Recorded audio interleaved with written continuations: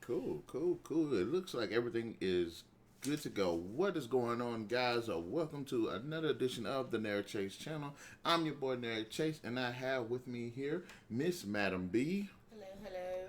And hopefully, in a few minutes, we can have the BBQ Network join us for the 172nd episode of the Breaking the Baits.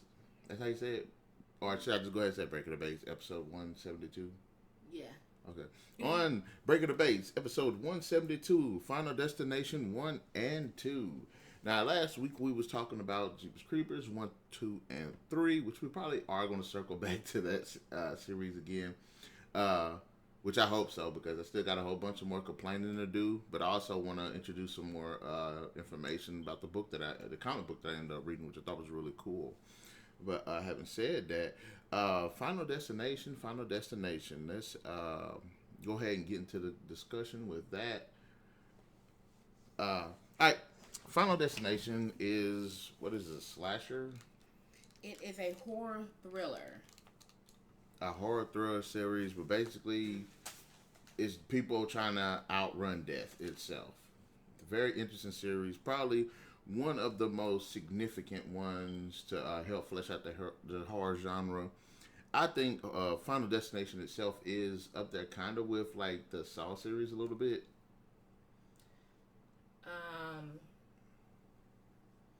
And this is the reason why I say that, because this is probably the only horror series where there was actually an excuse to kill people in different ways. No other series has a reason to do that. Yeah, but this is also one horror series that like it's not a person doing the killing.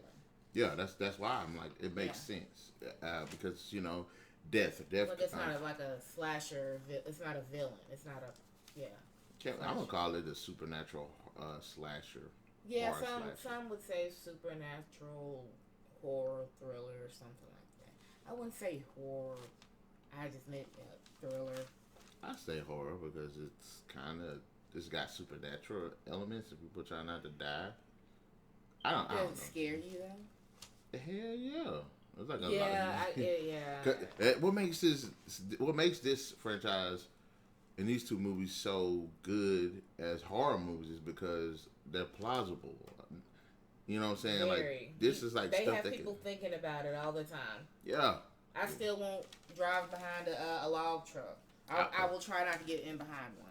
Yeah, I get a little nervous. Then I go do my Fast and Furious thing, get out from behind that situation. But you know what I'm saying. Final Destination itself is that if you can go back and do like your favorite horror series, what would it rank in it? If you say top 10 favorite horror series, what would it rank?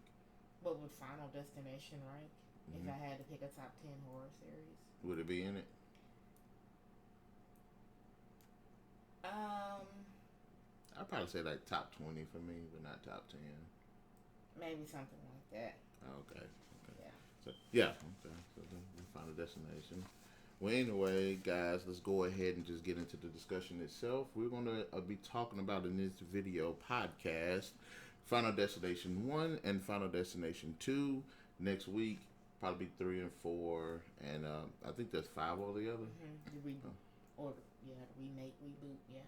Yeah, so we end up coming back to like the whole series discussion in a couple of videos, but that's okay. But Final Destination came out in 2000, and it's about these people that survived this plane explosion, and then over the course of time, they all start dying off, and they end up realizing that even though they survived one incident which would have initially killed them, death has come back to claim them in some of the most imaginative and horrific ways possible. Yeah, so like the thing is, from already the first beginning, when I did rewatch them, and which was earlier today, in Final Destination, as they were boarding, Alex, which is one of the main characters, he already was like, before he left home, was like a little cautious and like superstitious. Was he always like that, or was it something new? I wonder, because the movie really didn't let on to that. So, what do you think? That's one thing I wanted to say about that. And this goes back. Remember we were talking about the Freddy Krueger, where the chick in the New Nightmare, beginning of the movie, she's already. Oh, there go Kendall right there. Hey, Mr. Kenner with BBQ Network. We are on the podcast. Are you ready to go ahead and jump in with us on this? Absolutely. We're so excited for the final destination here. And good evening. How are you? We are doing pretty good. Me here with the Mrs. Madam B. Mm-hmm. Hello. Oh, what an honor, Madam B. How are you today? Hello, I'm fine. That's good. Yes. That's good. I hope everyone's safe. And let me press pause here. Sorry, it just started real quick. Okay, now I think I'm all ready. Yeah, this is great. All right, we'll go back. Yeah, we were talking about we was already into it. We started talking about the first Final Destination movie because this discussion we're talking about the first two movies. Mm-hmm. So we're going ahead and jumping into it. Before I get started, I did ask Madam B this, and I wanted to ask you this: if you had a top 10 horror film series, would Final Destination be in it? Yeah, if you're saying to rank all the different series, I would say this is definitely one of my top series. Okay. Top horror series. How about you? I wouldn't say top 10. I'd say top 20, but it wouldn't be in my top 10, but it would be in my top 20. Yes, it'll be somewhere in there for me. Excellent. Yes. We were discussing Alex, one of the main characters. Like from the beginning of the movie, he was already like a little cautious, and before he left home, like we were saying, like has he always been like that, or was this something new? Or what are your thoughts on that? That's really interesting. I just was reading actually that it was originally a X-Files episode screenplay. Cool. And I guess they were gonna have Mulder and Scully being like investigating what the different deaths were and if they were linked to this one plane crash and stuff. But the character does seem very cautious, and I remember hearing that the screenwriter came up with the idea because someone told him not to take a plane once, and then he started kind of going over all the different decisions that he had made, and then put that into the screenplay. So I feel that this character is very different than the Sean William Scott Stifler one, and the other chap. So yeah, he's kind of set up for this situation where he can take it more seriously than someone else, because I think someone else would just miss this and just go about their life. I kind of wish that it would have shown a little bit going into the movie, and it just dissed me because I was just explaining that, like in the New Nightmare, one of my problems I had with the movie was at the beginning of the movie with Nancy. In fact, with most of the Freddy Krueger movies, they don't show you their life before the Freddy Krueger event goes on. In the New Nightmare, Nancy from the jump is like scared of Freddy Krueger, and I'm like, there's no build up of her becoming scared of him. She's just scared from the jump, and you're like, okay, so how was she before the movie happens? So with this one, I kind of wanted to see his life. As after that point was brought up, I was like, you know what? It would have been nice to see what he was doing before they took the trip, because you don't know anything about his character, and all you know is he's anxious, and it feels like the anxiousness is kind of I guess you could feel that way if that's your first time flying. Yeah, I kind of felt like he already had a small fear of flying. Yeah. Anyway, because he's like looking at all these things that could be wrong. Hell, I would do that. I'm like that. I'm looking at a busted something, a nail out of place, and I'm like, I'm not doing this. I'll do that. But he didn't do it. He went ahead and got on the plane. So is that like a strength of his character? Because is it like the reason why this division's trigger is you're scared of that event that's going on. Like in the second movie, was the woman scared when she was in the car, and that's when she started seeing everything? That's interesting. I don't know if you guys remember. I wasn't fortunate, like in high school, to be able to go. When they're graduating, they fly to Europe or something. That's crazy. But back in '97 or '8, there was a plane crash of all these people from, I guess, some New York high school, and they all died flying to Europe. So I had just always assumed that's what this was kind of inspired from, and that these characters were living in a reality where that had happened, because that was such a big news story. I always assumed that this movie was kind of based in a world where that had happened previously, because there is a little bit like they seem nervous to be doing this anyway. And I would be too. I mean, I don't even know how a high school would really do it. I mean, especially in today's day and age, or just a couple of weeks ago, how they would ensure all that and make sure the students don't get in all crazy situations. So I don't know.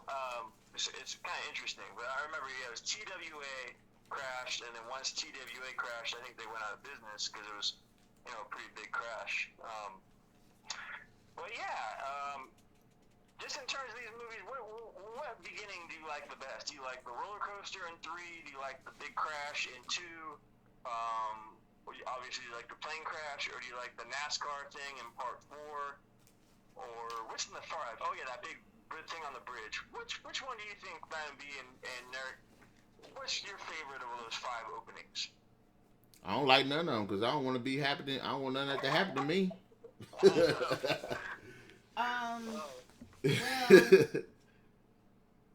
I don't know. The roller coaster is, I've never been on one. I don't want to go on one. But I don't know. The roller coaster seems more, because there have been incidents of roller coasters doing it, but I don't know about all of that. But I think really the only one that like all of them, like that stuff happens. The NASCAR one I've seen, they've been crashing. Yeah, it's usually like the individual safety thing will mess up on a compartment, and that like 2 or 3 people will drop out or whatever. Yeah. It's usually not a whole derailment.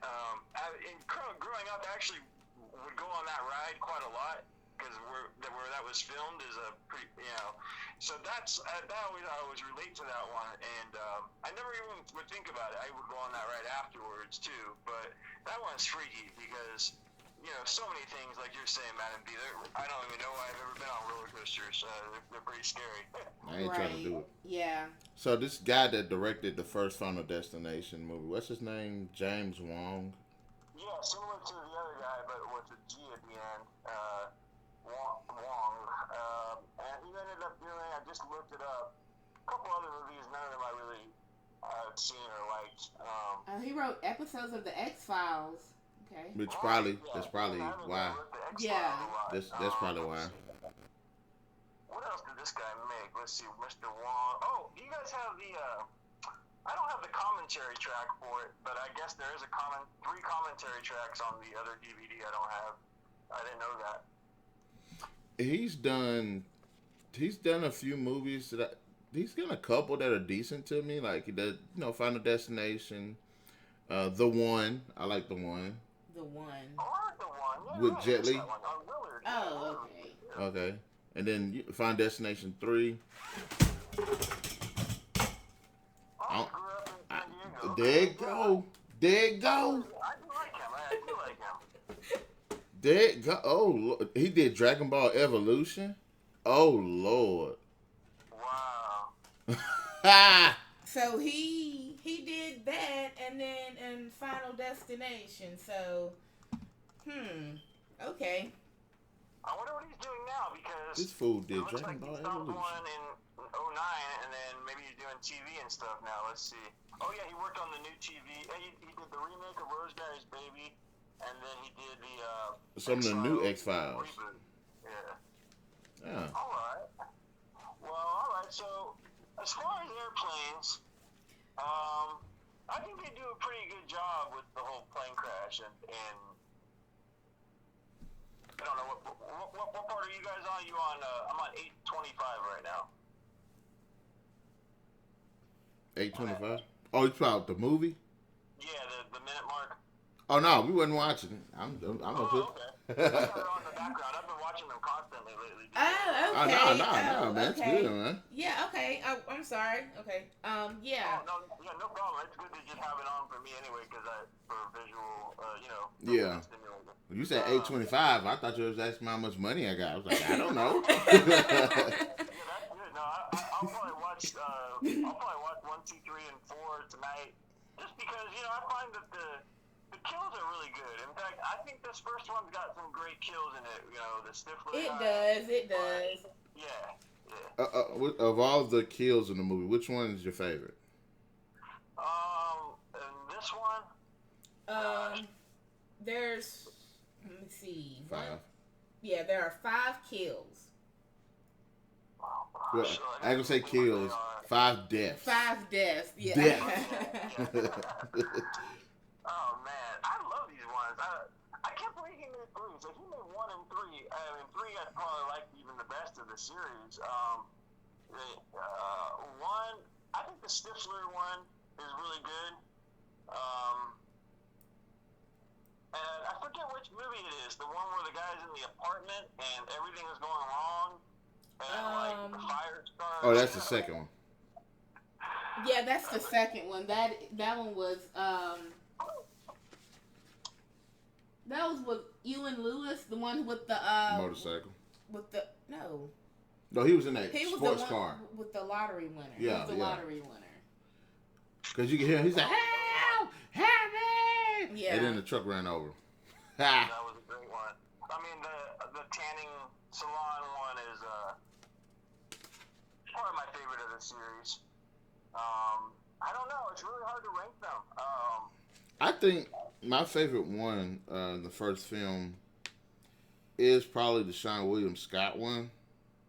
Yeah. It's his and the train. He got his head just taken off. Yeah, and I was like, what in the hell kind of that shrapnel was like? It was sharp as hell though. I'm like, what was it? Did a ninja throw that? Is this Naruto? It just. Whoosh. That'd be the last time I complain around the train.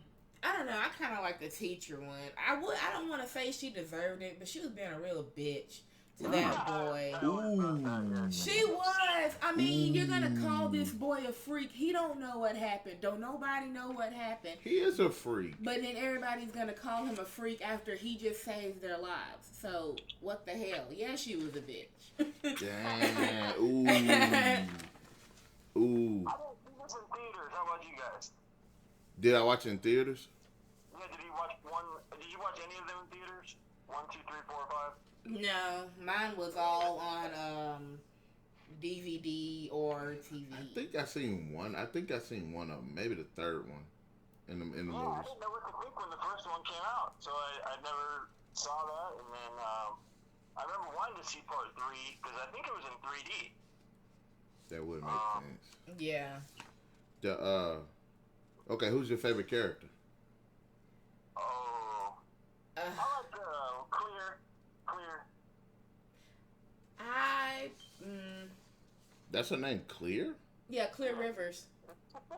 Who's naming these kids these days? Really? Clear. That's kind of neat. Clear. That's kind of neat. You said Clear. I thought you were saying Claire. No. Which is weird because she's in Resident Evil as Claire Redfield. Yes. I would probably have to say Clear. I hated Carter. I really hated Carter with a passion. Yeah, he's pretty bad. But yeah, I would have to say Clear was one of my favorite characters. She was smart. They had her as a loner and a gothic girl. A loner maybe, but a gothic no. I couldn't see no gothic up in there. Maybe a slight emo, but not no gothic. Where do you see emo? How she was dressed? Like her hair. Really? I did see definitely loner. An outsider. Definitely not part of the main crowd, I guess. Yeah. She used to fighting zombies, not being around regular people. Yeah, and so what I was saying, And seeing as how she wasn't their friends, because even though she got off the plane, and she didn't have to, she just got off the plane. So, but she was like, afterwards, she told Alex she had felt some kind of connection.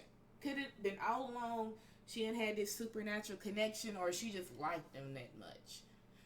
I don't know. I kind of like the thing where it's like one of them. No, because how I'm saying this is because all of a sudden they got this relationship, and it's blossomed out. All of a sudden they're dating. Really? Yeah. Huh. Like really? Like, when did that happen? I don't get it either. So it's like, do they have a supernatural connection or plot device? This one where he's in the bathtub. Yeah. That's a good one, I think.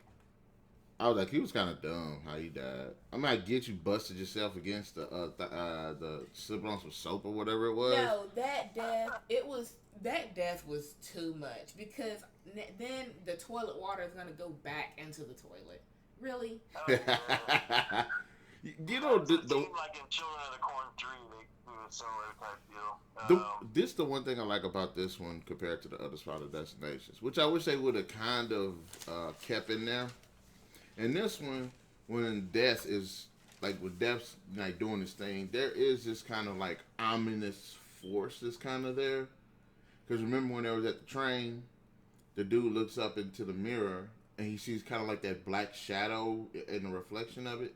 Yeah. Right. But the rest of them don't have that. No, because the girl got premonitions. Which I didn't like that either. I was like, look, you got your ticket when y'all survived. Right. Now Alex had one premonition. That was like the first beginning, right? Yeah. And then the rest of them, it was signs and signals he just saw.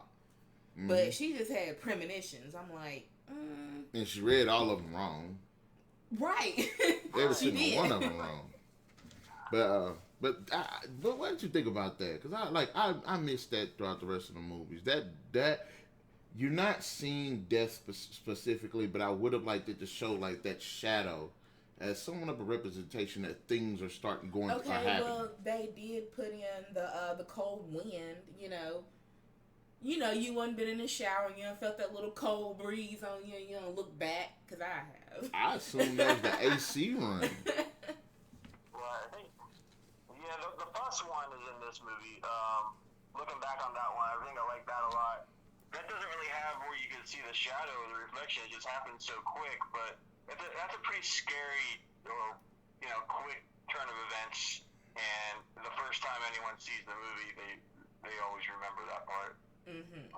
So I like that. I think that I'm not saying not giving it a physical form per se, but it's like, okay, it's here. Right. Like stuff is starting to go down. We need to figure out what it is. Yeah, that part's just pretty freaky. That was a good one. I think this actor, the lead guy, Devon Sawa, I've seen him in one called Idle Hands years ago. Oh yeah, I seen him in that too. Yeah. I know he was the main guy. In recent weeks, he's in something with Stallone now.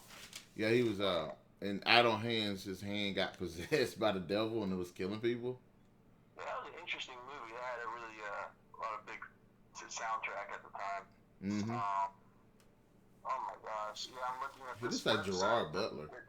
It shows old kills. Everybody look like Gerard Butler to you. The nail gun kill in part 3. That one always. I feel so bad for it when it happens. It's so sad. Yeah. It's so sad. Now looking back over the Final Destination score, because I do want to get a little bit back into this. Rotten Tomatoes got it at 34%. IMDb has it at a 6.7 out of 10, and Metacritic got it at 36%. What are your thoughts on that? I mean, seeing as how in the movie you saw death after death, did it really have a plot to you? And was that what they were looking at? I think that they were just. I don't know. I mean, let's just look at horror in general. I think every horror movie is probably ranked in the 10s, 20s, 30s, 40s. Very few of them are above 50s, except, like the real famous ones that the critics get behind. But I guess them not having a real killer in this might have actually weighed them down. Maybe they're like, oh, this is just a bunch of, like you're saying, MademB, one kill after another without one lurking gentleman behind it all, or one killer. They probably got, I don't know, they didn't see the coincidences, they didn't relate it to their own life, and then they said this is stupid. Right. I don't know. See, I have a hard time understanding that, but this is what I think. I think it is because with a lot of horror movies, okay, the main plot is, hey, they're trying to survive a killer or something. Fine, but I think one of the things that hurts this movie, it's like when Scream came out, and I know what you did last summer. It kind of revolutionized like slasher horror and stuff, right? But the problem with it was they didn't push characterizing good characters.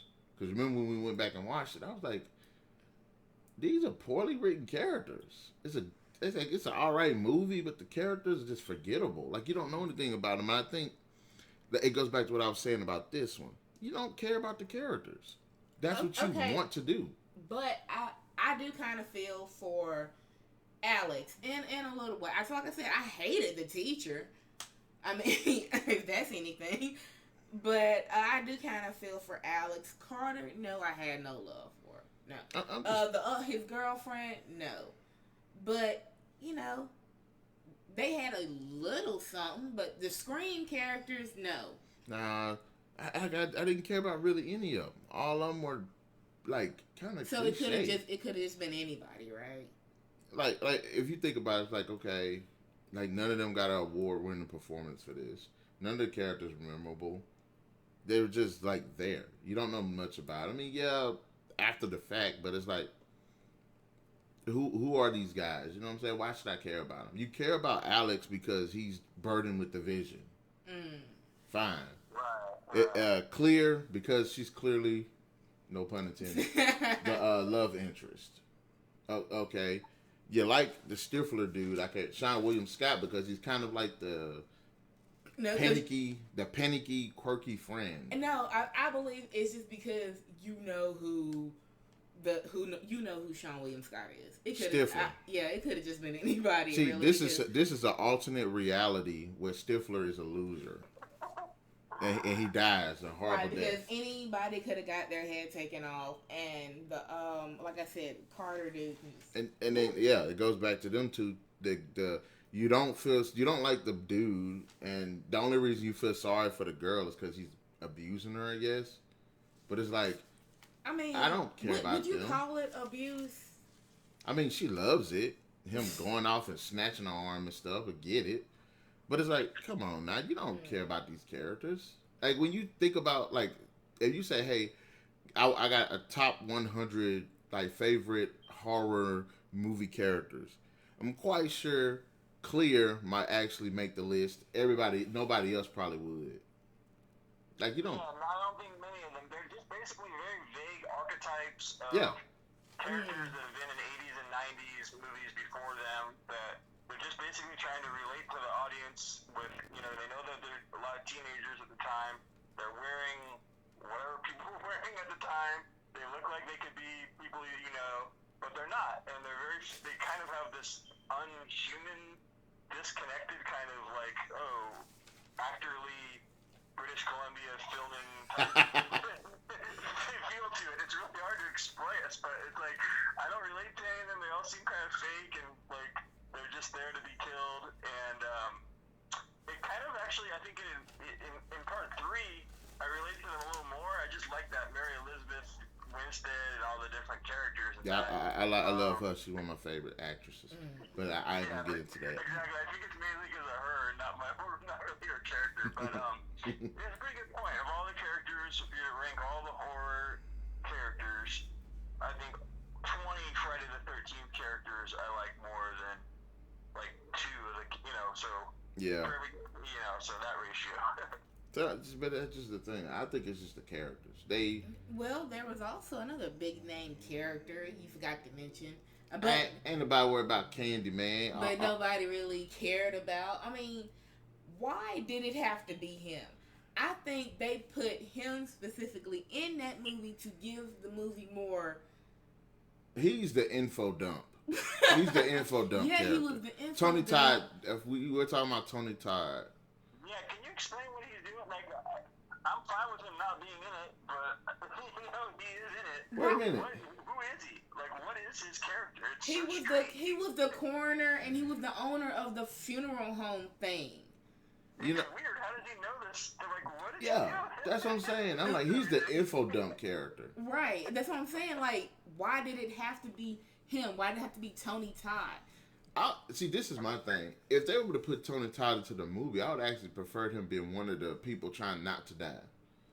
Or a teacher, like science teacher that... Yeah, been like another teacher. Another kind of info dump besides that.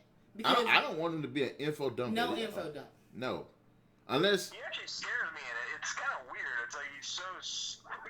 Right, that's what I'm saying. Unless he was like a history teacher or something. They had, and he was like, well, maybe he'd been kind of the person that's been like, well, throughout history and stuff like that, there have been incidences like that's this. What I'm saying. But not like, another kind of info dump. Not well, that. you allude to it, but then you're not actually saying this is what's happening. Because, I mean, come on, who breaks into a goddamn funeral home? Come on. And I like Tony Todd. I like Tony Todd. Come on now. So that was just weird all the way around. And plus, he played a similar role in Hatchet. He was just weird. He always plays. I like Tony Todd, but he always plays the same character. Yes, weird, scary, weird, ominous, in your face, like that. You know that type of guy that's talking where he turns to the left and you're on the right, and then he quickly turns to the right in your face. You like, dude. Right. Now, did she mention that this has been going on throughout history? And if so, were they like, oh, maybe we'll make a 1700s impersonation? What's the whole thing? It's strange. It's like, okay, this has been going on. Like, for me, for instance, I could have gotten hit by a bus today, but tomorrow, you know, some car is going to narrowly miss me. But I don't know. It's a strange scene, and I don't think he's in the rest of them, but... I think he shows up again in another one. I think it was the second one. Tony Todd? Yeah. Yes, in the second one. See, this was where I wish his character, because he's a good... I like him as an actor. I mean, yes, he does the same exact thing every movie, but I wish he could have either played a character that was like had a better way of research. Like, say he survived something like that. In 2 and 5. Yeah, that's what I would have liked him seeing. I would have liked to seen him being a character that either researched it, was like obsessively researched it over for some reason. Maybe his wife died or something like that, and he decided to research it, or he himself experienced it, and he's like, okay, I've been doing this for 10 years. Mm-hmm. This is what y'all need to do. Kind of like what Nick Clear does in the second movie. Right. It's like, okay, in 1 and 2, they encounter him, one time. In 5, they got the kids encountering him, like, several times. Like, his role is becoming more prominent. I don't see why. Like, why would you want to go and talk to a coroner? No, you got it wrong. He plays multiple characters. He's like Eddie Murphy. No, he's coming back as the same coroner. Why would they want to go and talk to a coroner? See, on one instance in the movie, he's a coroner. Then they come back, they go to the fair, and he's the guy serving out the hot dogs. And my God. He's a cop. Like, you look familiar. Obsessed with that. Yeah, he is. That's just weird. Everywhere you can go for it. I'll give him a nomination for the series to the Bubba Gump. Michael T. Williamson in part 4 or 5. I think he does a really good job, and it's kind of a sad story that he has. I like that character. In terms of the for the first movie, in terms of the casting and acting, what do you think about that? Casting and acting. Okay, Devon Sawa. I mean, no offense to him, it could have been literally anyone that was 16 to 20 at the time. He doesn't. He does. He's good for the movie. I'm not saying he does bad, but like just program in some other. I can't even think of an actor at the time. Yeah. Yeah, I think so too. Anybody could have. A dog could have. Yeah, they like the really only the big name, Ali Larter, Tony Todd, Sean William Scott. At the time that I knew when I watched Ali Larter, I don't think she was big. I think that's kind of like one of her breakout ones. Maybe, and then the Resident Evil. But I'd say more it was Tony Todd and Sean William Scott. Yeah. Yeah, I almost forgot. And Daniel Roebuck, Agent Weenie. Weenie? Who? Agent Weenie. He had roles in U.S. Marshals, The Fugitive, Devil's Rejects, and Through Some Hell. Well, Devil's Rejects sucked. Amanda Detmer. Okay, she was in Drop Dead Gorgeous. Yeah. Okay. Guess what? She dropped Dead Gorgeous in this movie too. Oh yeah. So you think they did pretty good for the budget? For the budget, yeah. I think they did a pretty good job with the budget. Yeah, I wouldn't mind seeing like a comic little guy, like a Shermanator in there. I wouldn't mind seeing a couple more little comic relief. Like, instead of the friend that they have, I wouldn't mind seeing, seriously, the Shermanator actor from American Pie. And I wouldn't mind seeing some other casting of, some other maybe guys. Maybe like the actor Ben Foster. I wouldn't have minded if he was in this movie, and he was right in that bracket at the time. But I definitely don't know how they got cast. I know on the DVD there's casting tapes and the whole thing for it. So I'd like to know more, and maybe they mentioned some other people that were up for the roles. Yeah. This dude actually had the nerve to win an award. Who? Sawyer, Devon Sawa. This fool got the best performance for a younger actor. Oh my God! You know how I knew that? Well, maybe because he was crying halfway through the movie. I mean, yeah, crying, and his face was just because he was seeing all of this. Ugh. Or something. I mean, he's a young actor, I don't know. He doesn't do all that much. Right. What happened to standards back then? Let me stop. Really? What happened to standards? Nah, I ain't really got an issue with them on that. Okay, so in the Final Destination movie, for those who don't know, there's a group of students that are going on a field trip for graduation. The character that's probably one of the most unlikable, in my opinion, freaks the hell out because he's seeing things. He gets a vision, the plane's gonna blow the hell up, and he makes a big argument of it, and it gets him kicked off the plane as well as other people. Okay, but pause right there. Okay, if you were on a plane, to be honest, and you're seeing that happen in front of you, would you get off the plane? Heck yeah. I'd get off the mushrooms I was taking. Right. I'd be wondering why I'm passing out and having visions and stuff, but Dang, it's not strong. crazy stuff. But so you're seeing a dude freak out and saying everybody get off the plane, the plane's gonna explode, so you'll get off the plane too? I don't know. Because a lot of people get on the plane and freak out if that's their first time. They'll start freaking out. Right, so that's what I'm saying. Just like Clear, if she had no connection to any of them, she was just a loner. She didn't have to get off the plane, but she did. That's that's something in the plot that should have been worked out a little bit better. There was no reason for her to get off. Right, there was no reason for her to get off. That's what I'm saying. You don't know why she's relating to him so much. You don't, is she that clairvoyant or what? It's a little odd. She's clear. Together or something. I don't know. She saw everything crystal clear. So I'm trying to come up with jokes. I'm sorry. I mean, so that's what I'm saying. I guess that was the way of pushing a relationship. It shouldn't have been, but okay. It could have been. That could have been. They were friends already. Yeah. And then. But they didn't have it like that. I mean, they had it. She didn't have no connection to any of them. She was just there as part of the trip. So. But she was like, she told him, and like halfway during the movie, that she felt a connection to him from when he was shouting all that crap. Right. That was just poor writing. The writing just forced her to say that. That's the connection. That pen and paper. I know, right?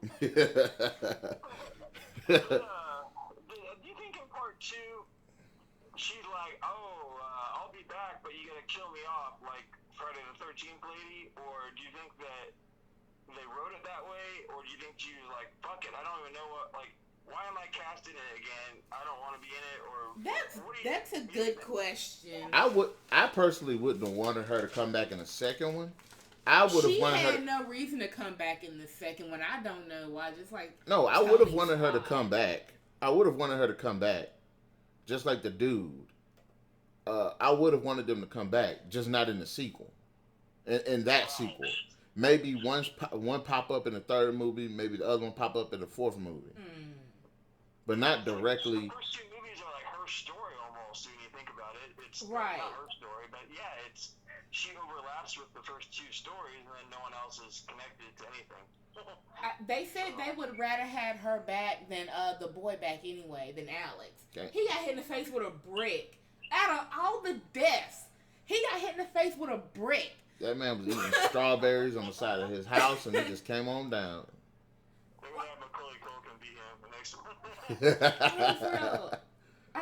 That's what they said. He got hit in the face with a brick. Give him some facial surgery. He tried to pull a Super Mario. You know when Super Mario sit there and jump up and hit the brick? Wow. He found out the hard way that don't work in real life. Oh, man. They said it like in 17 or 18, we're going to reboot it now. We're doing it. And everything's dried up, of course, with movie making lately. And in the 2 years before all this, I hadn't heard that they were going for it. But if I was like some person to make movies, I would love to do the Friday the 13th again and these again. I would have liked for them to continue with the reboot of the Friday the 13th, but that's another conversation. I would lose myself in talking about that. Yeah, this particular franchise, they say, okay, we want you guys to go produce it. I'd say, go ahead. I'll be very happy to go make these movies for them, but they're not going to. They're going to go call Mr. Wong or someone else. I just hope that they still want to make them and that they would put them into it. But hey, we gotta wait at least a year for all that at this point, or longer. Yeah. So, because it's British Columbia. I think they made the first 4 there, and then the 5th one they made more in LA. The first what? The first 4 movies I think were made in British Columbia, mainly in Toronto. Oh, so. I thought you said the first porn. I was like, what? Really? I got the earphones on, so. but Wong, he didn't direct 2, right? He didn't direct Final. Let's see who directed 2. That's a great point. Yeah, they said he wasn't available for production because he had signed on to direct the 1. Oh, I'm about to say he got hit with a brick. Oh, yeah, part 2 is David R. Ellis, and I think he did part 4 too. David R. Ellis. He's a stuntman, and he did 2 entries in the series. Which 2? Mr. Destination, he did 2, and he did, what would that be, 5? I guess that would be part 5. 5. Okay. I like the beginning of 5 quite a lot. But, it's very CGI heavy. A lot of things are as the series goes on. He did a couple movies doing mine. Final Destination 2, Snakes on the Plane, Asylum, Final Destination, Shark Night. Well, you had a pretty cool career. Snakes on a Plane, Homeward Bound, Cellular. Both these guys, James Wong and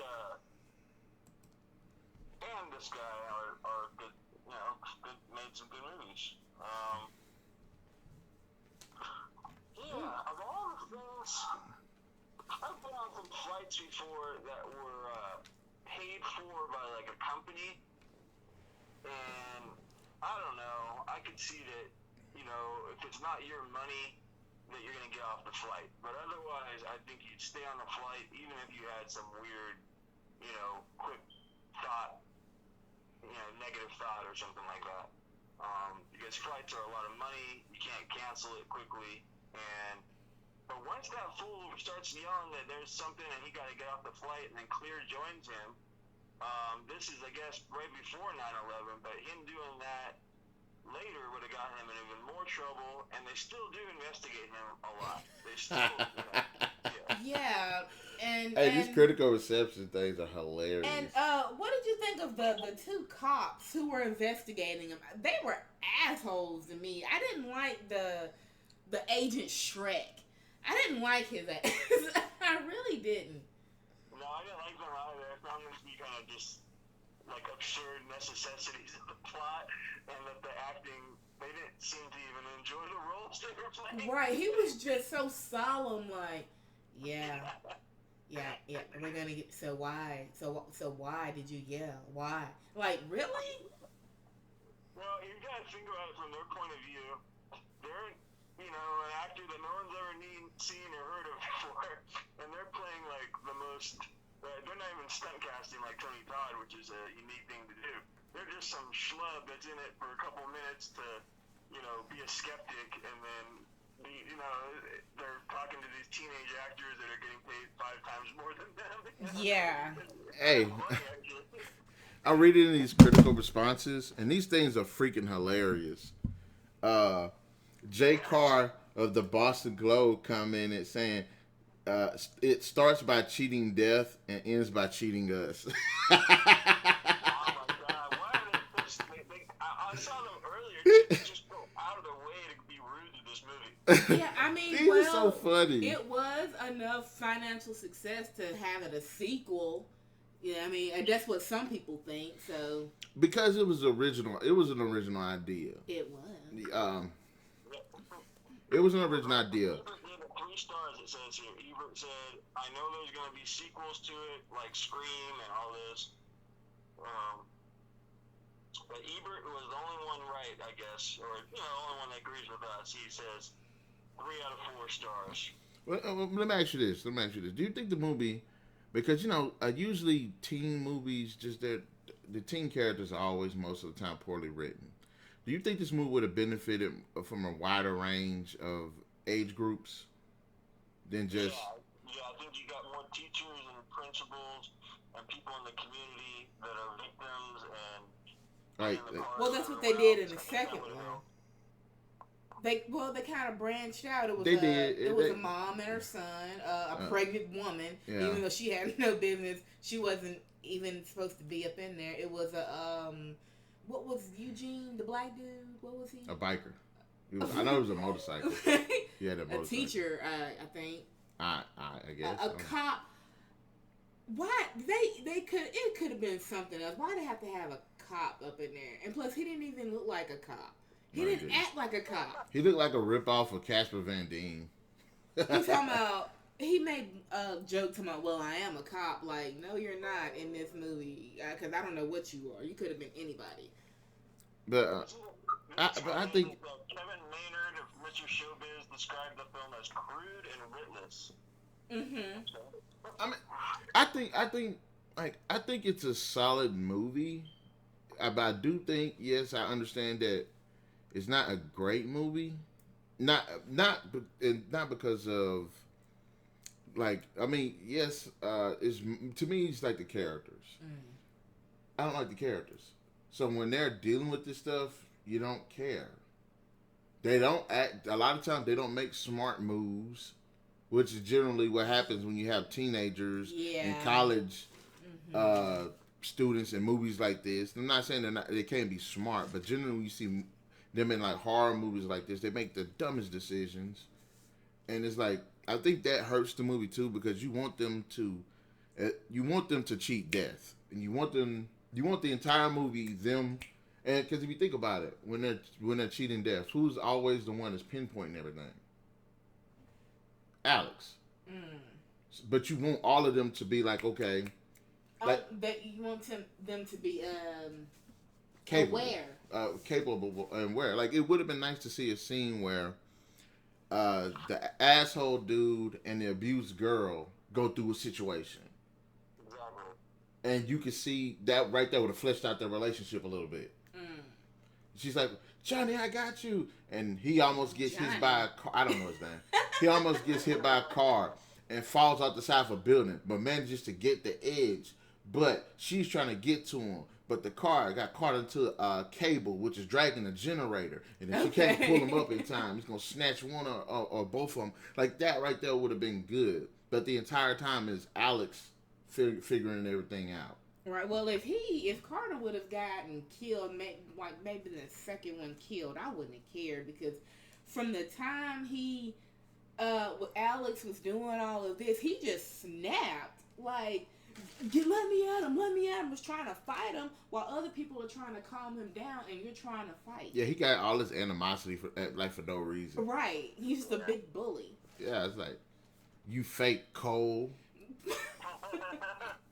Like this Charm. Get your fake Cole turn yourself out I of didn't here. like him on Charmed either. I really didn't. He even looks like the cat kind. Like, that's his brother in real life or something. Right. What a reject. Right. I didn't like him.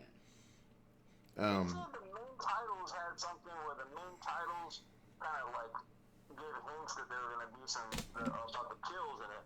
I don't ever remember that, but just bringing that up. I think I read something about, he said about the main titles. You mean like Final Destination? Part 4's main titles, I know that for sure. They'd show the highlights of the old movies with like X-rays and things. But That was kind of cool. Yeah, that one's awesome. They showed the woman, I think. Didn't they show the woman? One of the women? With the spikes in her head? Yeah. I remember the ending when all of them got smushed by a truck, and it showed all of them die in X-ray vision. That was interesting. I wanted to ask you, because I made a point earlier when I was talking to MademB. I said, this is the only franchise that warrants having multiple deaths in creative ways. Maybe Saw, but this is the only one where it's like, it makes sense for people to die in different ways. Right. I mean, the diversity of kills in, you can only get killed so many different ways by Jason. You can only get so many different kills by Roy, by Michael, by whoever. That being said, there's some cool variety. Guy gets his head punched off in part 8, this thing, that thing. But here you get sucked through the pool and whatever part that is. Oh yeah, but Ew. I'm like, what kind of suction was that? Yeah, but some of these deaths at 1 and 2 can be a little bit too much. Like, come on, like in the first one, the bathtub death. When he started shaving, why would you shave against dry skin, you dummy? I mean, you can do that. Yeah, but it's itchy afterwards. It's incredibly itchy. He just took the razor and just really? Like, ow. He pulled that Three Stooges. Seriously, in these movies, and sometimes they don't. People go outside when they know there's a killer there, and sometimes they don't. People start doing weird shaving and things in this, and they shouldn't. And then, sometimes people just don't know what is coming for them, and that guy tries to rig the door open in part 3 with the tanning salon. Those poor girls, they were destined for this death. Mm-hmm. Let me ask you this: do you think the movie would have, if they do another one, do you think the movie would be better if it was actually one character, like 1 or 2 characters, and the entire movie they're trying to avoid death? Think of a family. I love your a family of 7. Because And it's nice to see. Something like that. Yeah, it's nice to see like these people getting killed off and stuff. But it'd be nice. It's actually nice to see people trying to figuring out how not to die. And I think, like when you watch this movie, when you watch these Final Destination movies, which one do you see? Do you come to see them try to figure out how not to die, or to see how just like the creativity of the death itself? Because me, I want to root for the character. I want them to figure this out. You know what I'm saying? Well, I would like for the character to have more connection to each other, because in these they didn't. Then it just so they can figure out how to cheat death, like as a family or whatever you were saying. Yeah, I think it would be Instead of just having, friends who don't like each other and who won't talk to each other and, stuff like that, who make stupid decisions. Because all these characters, they made, stupid decisions leading up to their death. Like in the second one, when the boy ran out with the pigeons. Like, really? Why would you do that? Like, are you a little kid? Like, come here. Like, really? I'm not gonna lie. I probably would do that too. Oh my! I probably would have did that too. Oh my god! Come here! Oh snap! Splat. I've never heard of this cast in part 2. I've never really seen the part 2 people in anything else. Nah, me neither. But going through the story. Of course, the people, they survived the plane blowing up, because that was actually a pretty cool blow up. I mean, I felt sorry for the people on the plane, but the plane blew up, and there was like this really cool like shockwave effect. But anyways, so nothing left. Ugh. Yeah. So the thing about it was, after these people survived this, the one boy's getting questioned. Everybody think he had something to do with it. And then eventually they all start dying off in like it's a pretty complicated way. Some are more cooler than others. So and then that's when it comes into the thing where everybody's like, okay, look, we got to survive this or we're going to die. Because like at first it's one of those things like, hey, it's just an accident. And then 3 people later, you're like, yeah, something's up right now. Okay, well, did you like the way they came up, or how he figured out Death's design? Like when they showed what happened to the plane, like, okay, that caused the plane to explode. Like, I guess they had to think of a story that would maybe actually be true for a plane crash. Like, they said something happened with the plane, and so in that order, his friends would have died. Honestly, this is what I feel about that scene. I think that scene's utter trash for the simple fact that he figured it out. This man was on the plane anxious. He wasn't paying attention to where everybody was seated. If it was one of the other characters that been sitting down before he got on, who was like calm and just, they would have had more, maybe like clear. Yeah, they would have had more. She was just, Yeah, they would have had more reason to. I do get that. Yeah, it shouldn't have been him that figured. Because he wouldn't have been paying attention like that. He's sitting here freaking out. So it was him. Again, it goes back to what I was saying. He's figuring out everything, but nobody else is. And that's why everybody's either thinking he's crazy, or people think he's a murderer. Like the cops think he's just going around trying to kill everybody. And then this is my thing about them thinking he might have had something to do with it. Then it's like, then why would he get on the plane? Yeah, exactly. Right. If he had something to do with it, he wouldn't have got on. Right. He could have just said, I'm sick or something. I mean, I guess if the plane blows up and he said he's sick, they might have still like suspected him.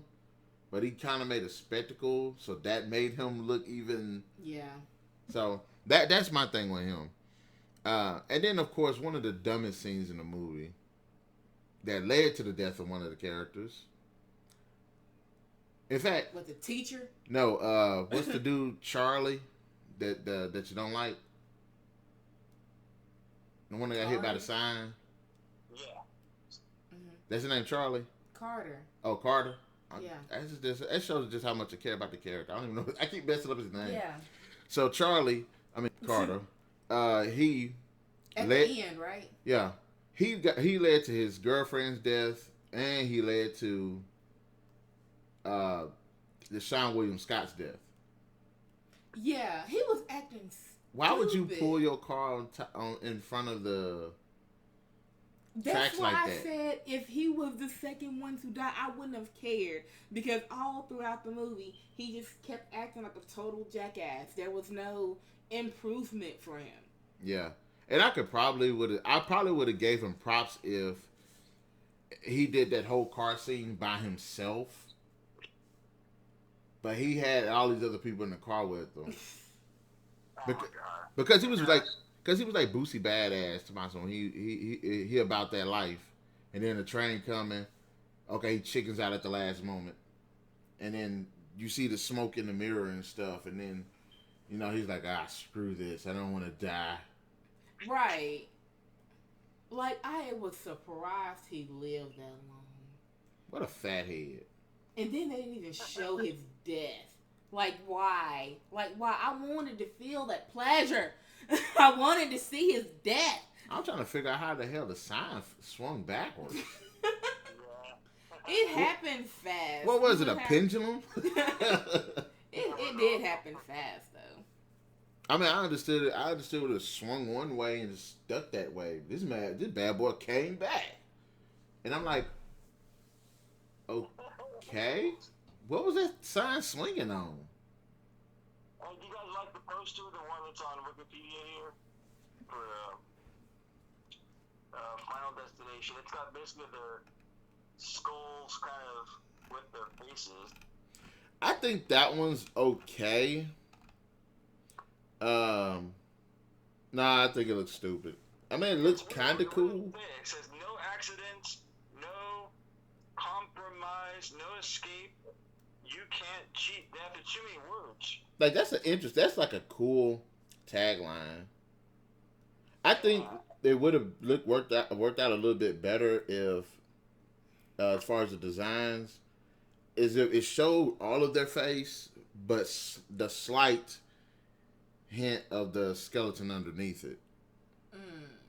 Because it looks kind of cool, but it looks kind of like stupid too. At least to me. They never really showed a Grim Reaper or anything. That's basically what this is. It's a Grim Reaper coming for everyone that dodges death. Mm-hmm. But it's weird because it's like, well, wait a minute.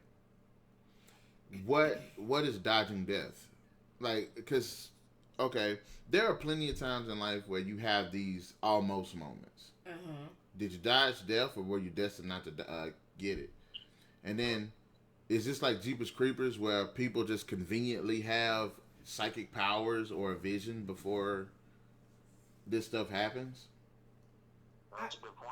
I mean, they couldn't make it to like how we see it. They had to put a little more, how you say, oomph up in there. They had to show us the signals, like it had to be all up in our face in the movie. But like as us, we may see little things, I don't know, but for him, he had to see big things, like when he was going to the teacher's house, he saw the fire and stuff, and then all of a sudden it just blew up in his damn face. Like, really? Like, yeah. He just kept looking at it, and all of a sudden, whoosh. Okay. Well, all right, let me ask you this then. Do you think that it would have played out better without the visions? Them, like, say, like, with this one or whatever. But probably not with this one because of the plane. It's like, well, how can you... Right. It's like maybe with the second one where the chick is like they're driving. So this stuff is going down. She's already seen that it's going to happen. Mm-hmm. All right. Do you think the movie would have played out better as if she survived it when the stuff was happening? Because I feel like that's a better way of... That would have been interesting when it changed the Yeah, series. because it's like, okay, cool. Was she just like Alex because she had these premonitions? Again, have she had them before? Like, yeah. what? Is she just, why is she having them? Did Mabel from Jeepers Creepers was she in Final Destination too?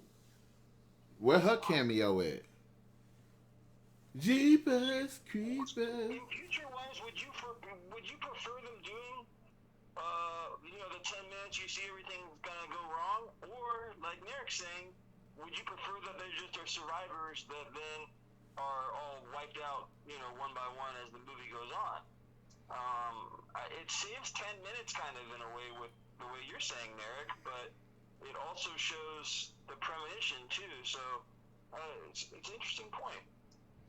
And like I said, I think it's cool the way they how they got the thing going, but it's like, okay, or what if they have a vision? Somebody has a vision of something, right? Mm. What if they don't ignore the vision? Yeah. What if they just keep going? So when stuff starts happening or whatever, they already know what's going to happen. They act out the vision, but they try to save people in the process. Like, I want to see something like that. That's what she was doing. No, during the vision, okay. Like she saw the cars about to wreck and stuff, right? Uh-huh. So she knows what car is gonna get hit. What if she's like the cop car or whatever before he got hit with the log? What if she would have rammed his car over, knocked him off the side of the road? Okay, but they're like there's as the visions are like steel, so when she comes back, she blanked out. Don't come out, but then she's like, well, maybe I'm just tripping. Let's go ahead and go. Instead of her, blocking the road and everything, what if she would have just went? Oh, what if she just acted on us like she didn't know? Oh. But then as it was going, she's like, okay, I just saw this happen. What's gonna happen is this guy on the motorcycle is gonna fly into whatever the hell he flew into. But look how quick it happened, though. You think she would have had time? But the thing about it is, there's a difference between reacting to something you don't know and reacting to something you do know. Okay, so when it was like a few seconds after she, came back to, she saw the truck come down and then she left. And then all of a sudden she just blocked it. No, not the truck. She blocked the road, and then when the cop came, she saw the truck go past, and then it just happened just like that. I guess, but because like I said, I've been in a car wreck, so it's fast, but there is like a slow moment to it too. It's weird. Ken, have you ever been in like a car wreck before? Yeah, I got in a real bad one about 20 years ago, and you're right, it slows down and it's going fast at the same time too. So it's a very strange feeling. So it's like it's like things are happening, but your mind is like catching it at the same time. It's especially if you're like if you're aware of it. Yeah, and it's similar to the one that was in part 2. It wasn't as bad, but it was a truck coming into my lane and kept going in as I was driving, and it was crazy. The truck then bent around and was like sideways and stopping, and I had to swerve away from it, or it would have kept going into the truck. Yeah. That's unfortunate. But yeah, these producers, they made the American Pie series and the Final Destination series. Those were all profitable. Every one of the movies made money. That's kind of crazy. All right, so as far as the Final Destination 1 movie, what do y'all rank it? I give it about 3 out of 5. Yeah, I give it 3 out of 5. I don't know. I think, for me, I think the kills could have been a little bit more. If you had wanted to put like a supernatural touch to it, just like the bathtub thing, I didn't like that. If you wanted to be like that, let the water stay there. Don't have it going back. You had him think he committed suicide. Like, come on now. If you're gonna have an autopsy, you would know that he was trying to pull at the string. You wouldn't just say that he committed suicide. But they didn't investigate the boy's death anyway. Mm-hmm. So. So that's what did you would you giving it about a 2 out of 5, 3 out of 5? Yeah, I'm giving it a 2 out of 5 for me. I still love the way you wrote these notes. Carter, dick, douchebag, asshole.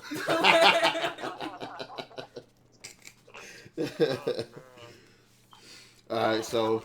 The series goes up for me as it goes on, I think. I mean, I love the first one just to sit back and watch it, but I like it as it goes on. All right, so now we're on to Final Destination 2.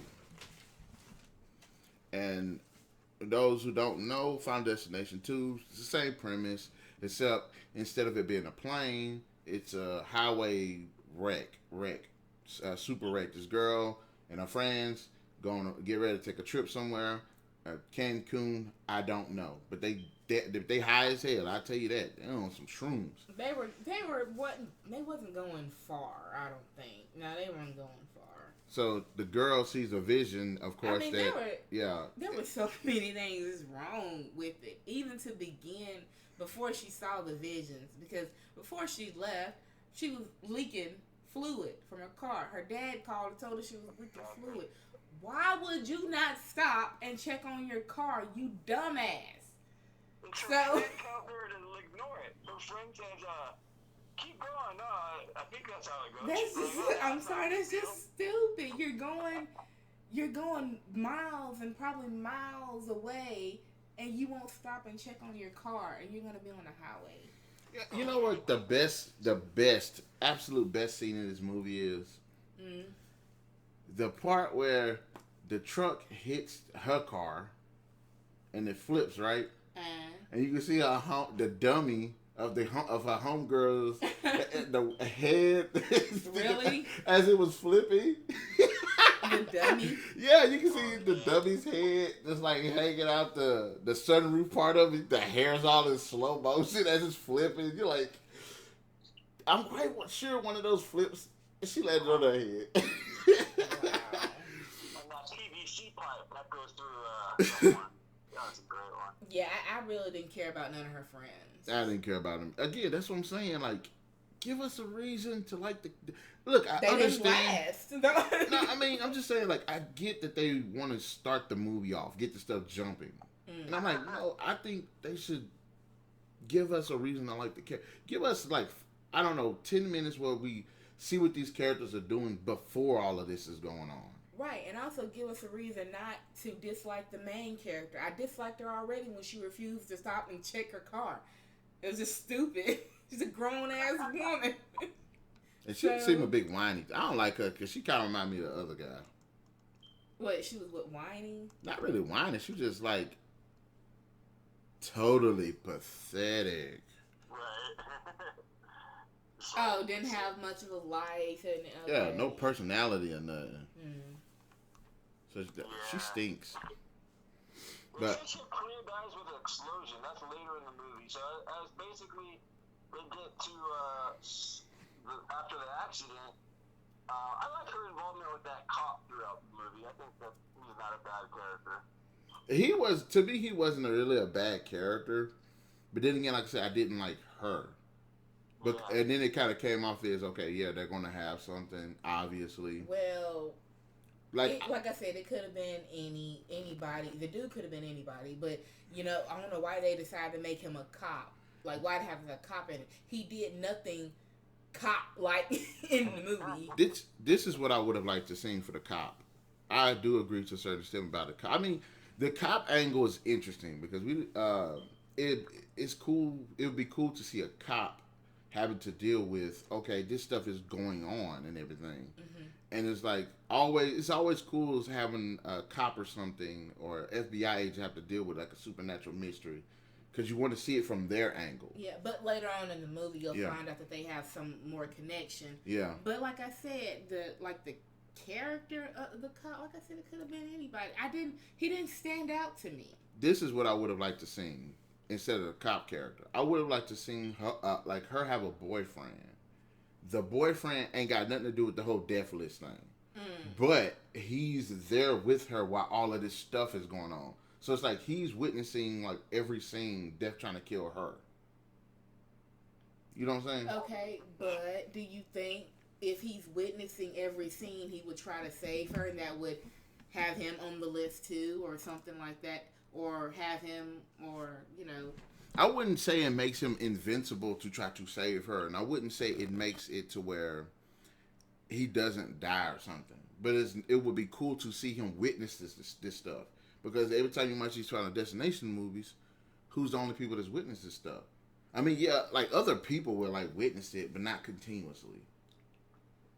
So it's like the boyfriend is trying to save the wife from death, the girl from death. Let me wash my face right quick. I would have liked throughout that you did see some family aspect, but not enough for 1 and 2. I think. I wanted it to be more. I kind of wanted to see. We end up seeing the dad again after she comes back. Does he die? Can't remember right now. The dad of her. The dad of who? The dad of, how she's leaving in the beginning and they're going to spring break. It's his car. Does he end up dying? The dad does too. Later on. Oh, later on in the second one, no. I would have liked to see that. I would have liked to see the families kind of being skeptic about it, and oh no, honey, the spring break accident, blah blah blah. Go on with your life, and then them start dying. I kind of would like that dynamic. Right, because they're going. It's like the kids are going through it by themselves. Like the family is not involved. But, yeah. So I don't see why. Yeah, that's right. Actually a good point. And it's like, sure, all those people in the accident should die, but shouldn't your family die too because they know you and you're kind of cursed and you're going to be around them? So this ain't The Grudge, man. I mean, I get it. I don't think it's a ripple effect like that. Even though the movie kind of says it kind of is, but it's like, no, not really. Because it's not like everybody that you interact with, it knocks them off of death's list. So it's like, you know what I'm saying? It's like you're like altering history, but you're not altering history. I mean, well, you saw what in the second one, what Claire did. She just locked herself away because I guess she feared like whoever she interacted with was gonna, she was gonna put him on the list or whatever. She did it the smart way. She said, "Yeah, if I'm not around nothing, death can't get me." Yeah, death can't get her. Yeah. I mean, but she still. I mean, I wouldn't have cared about him. I would have stayed locked up in the loony bin. But I guess the movie had to go on some way. And what my boy Ice-T say? And to the losers, who gives a fuck? Okay, but let me stop. Speaking of her character, did they really need her? No, back? I don't like Allie Larter. Yeah, I would have like I said, I would have liked her came back in the maybe the third one or something and said, "Hey, I've been dealing with this for like 10 years. This is how you get out of that. This is how you survive." That's an interesting idea. I think it's like a Linda Hamilton type deal. She come in and tell how to survive. Yeah, I do like that she's locked away though in a way because you bring up some good points. Right, and then another info dump from Tony Todd again. What was the point of him being in the movie with the info dump? Right, if she's in the movie, just so they can find out that death is working backwards. Like what? Why? Right, like so it's working backwards. Like they gotta find out all of this, and she's doing research, and if the cop is doing research instead of doing other cop-like things. So, you got everybody doing all this research about the flight that happened a year ago that day. Mm-hmm.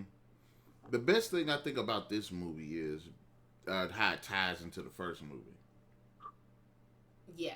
And I did like that part. Yeah, that's the best part. And that's because everybody that was involved with this movie was involved with one of the characters, either them or their deaths. Right. You didn't see them, but they were there, part of it. So, yeah. Yeah. So that right there was a good connection. That's a good aspect. Yeah, that's a good connection.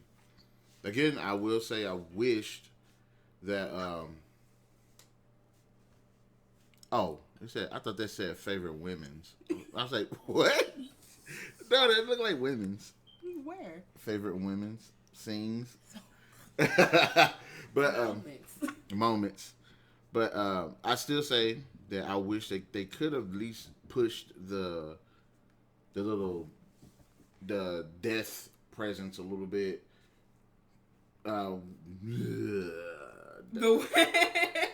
Didn't they do that in the first movie? I mean, they had the little black shadow thing. Yeah, just do like that, like a flicker or something. Like, oh, you want it more supernatural? No, we already know it's supernatural, but I don't want to just be like, okay, there's a ball in the middle of the road, and then the wind just starts blowing, and the ball starts moving or something. Like I wanted to show like some type of entity. This one makes it more like this presence, but not an actual entity. You know what I'm saying? Yeah. They're doing that more. In 3, they have that where she's looking at the photo and then seeing stuff, right? Yeah. Yeah. And remembering how like she saw something in line, and maybe it looked like a school. I think something like that.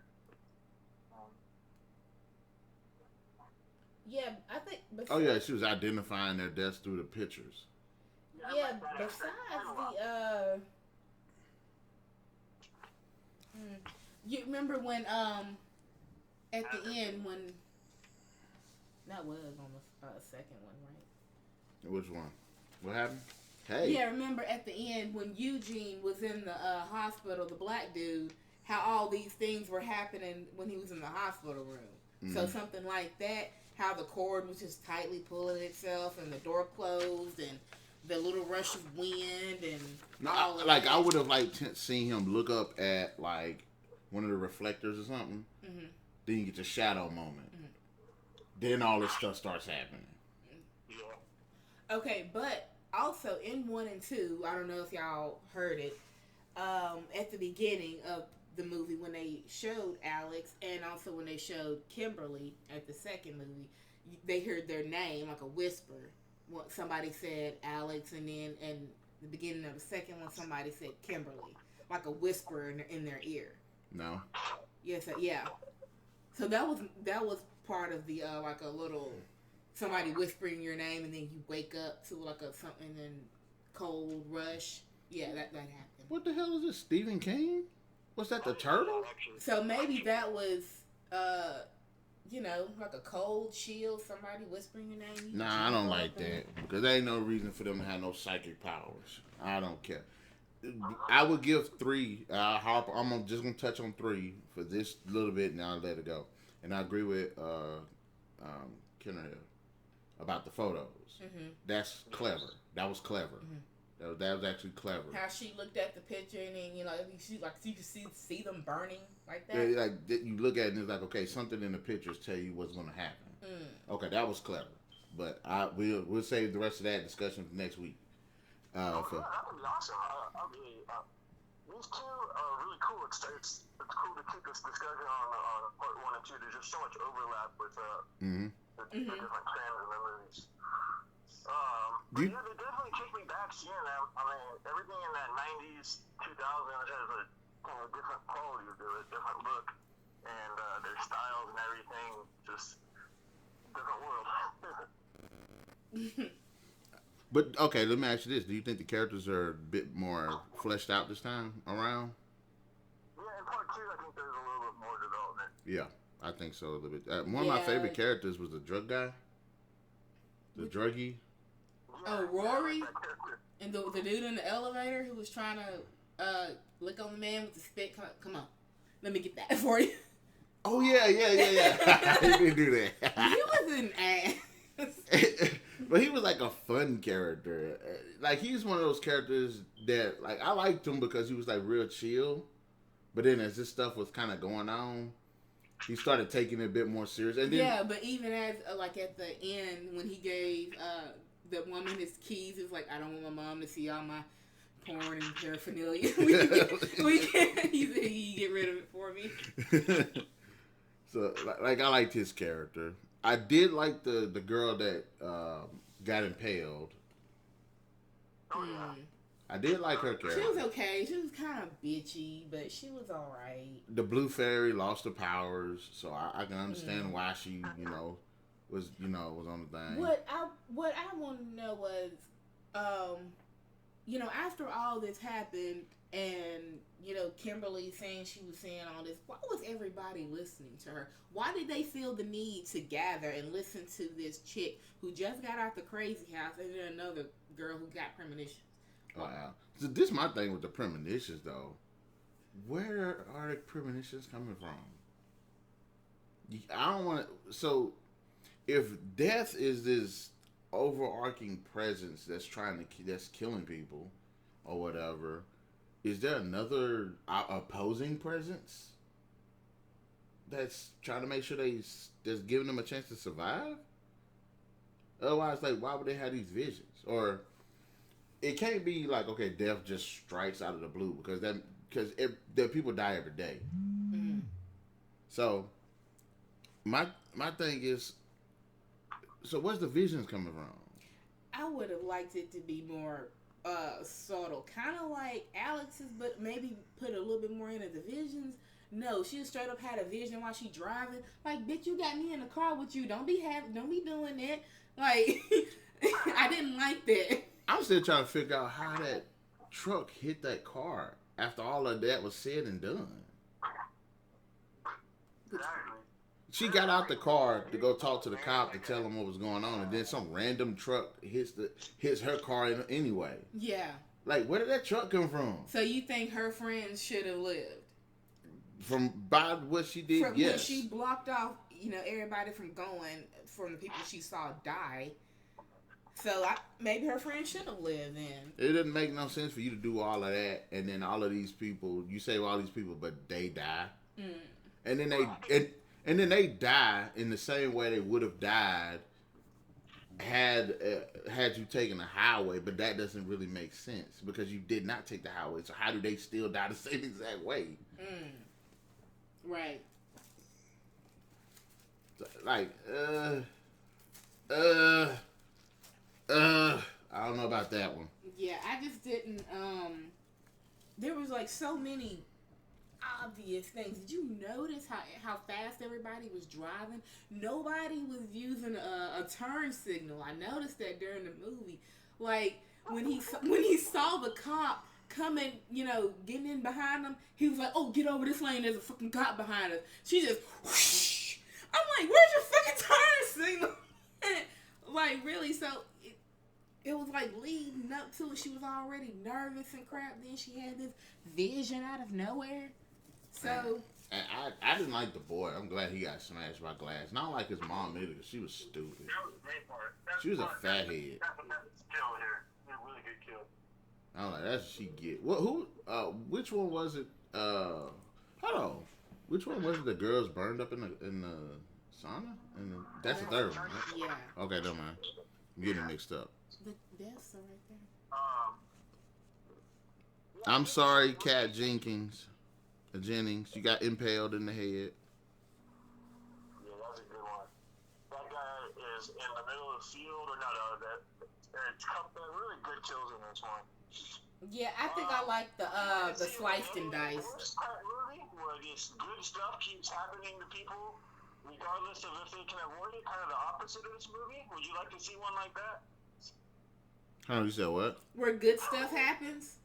Yeah, everything good just keeps happening. Like, well, yeah, I'd like to see one like that. Nah,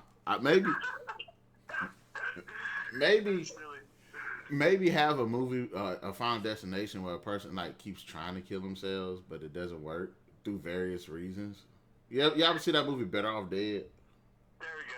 It's like I couldn't remember the name of it for Yeah, because in the movie he keeps trying to like kill himself, but like every time he tries to, something happens, and he it saves him. Like, he was in the car in the garage, and he had the fumes going. But what happened when he fell out? He accidentally hit it in reverse, and it broke to the door. That's a good movie. That movie's ridiculous. I love the notes you got for the Ewan character too.